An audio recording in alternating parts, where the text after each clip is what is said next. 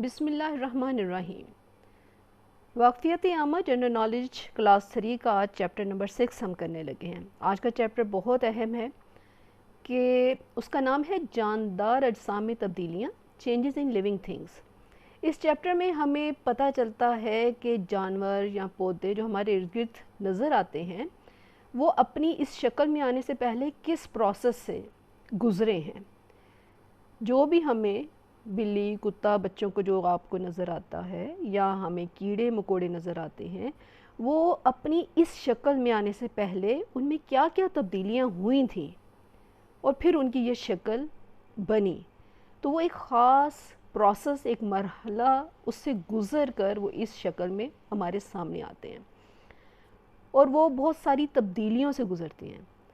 हमने इस चैप्टर 6 में उन सारी चेंजेस के बारे में जो कि ज़िंदा अजसाम, ज़िंदा जानवर और पौधों में होती हैं, उनके बारे में पढ़ना है। सबसे पहले अब यहाँ पे दो तस्वीर दी गई हैं। दी गई तस्वीर को गौर से देखें, आपने क्या फ़र्क महसूस किया।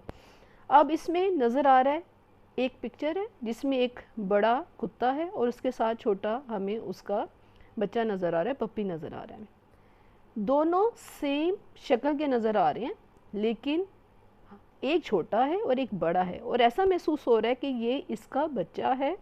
पहले ये छोटा पप्पी भी बड़ा होके इस बड़े कुत्ते की तरह की इसकी शक्ल हो जाएगी, या ये बड़ा कुत्ता भी इसी तरह की शक्ल में, इसी तरह के दौर से गुजरा होगा। जबकि दूसरी शक्ल हमें नज़र आ रही है कि एक पत्ता है जिसके ऊपर हमें कीड़े से सूंडियाँ सी नज़र आ रही हैं और साथ में बटरफ्लाई नज़र आ रही है। यहाँ पे तो हमें लग रहा था कि अच्छा ये कुत्ता है और ये आगे उसका बच्चा है, लेकिन इधर हमें लगता है कि ये तितली है, लेकिन ये तितली के साथ में कोई छोटी तितली नहीं है।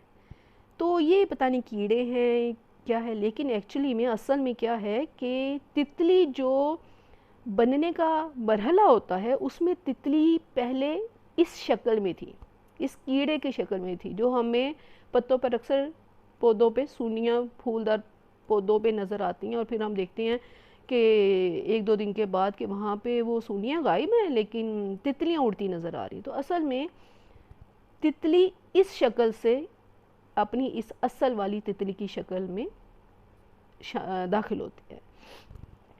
अब हम इस चैप्टर में जब आगे पढ़ेंगे तो वो फिर सारा प्रोसेस हमें समझ आता जाएगा। जानदार एक दूसरे से मुख्तलिफ होते हैं, लेकिन चंद बुनियादी खसूसियात तमाम जानदारों में एक जैसी होती हैं। मसलन सांस लेना, अफजाइश नस्ल वगैरह। जानदार, जानदार का मतलब होता है जान जिसमें हो। तो जो भी जान जिसमें है वो सांस लेती है। मुख्तलिफ तरीके हो सकते हैं सांस लेने के। हर जानदार नाक के ज़रिए इंसानों की तरह सांस नहीं लेता, कुत्ती बिल्ले की तरह नाक से सांस नहीं लेता, लेकिन सांस लेते हैं। और अफजाइश नस्ल यानी कि उसकी नस्ल कैसे बढ़ती है, उसकी नस्ल में अफजाइश किस तरह होती है। ये सब जानदार जो हमें ज़िंदा जानवर, इंसान, कीड़े नज़र आते हैं, इन सब की नस्ल बढ़ती है।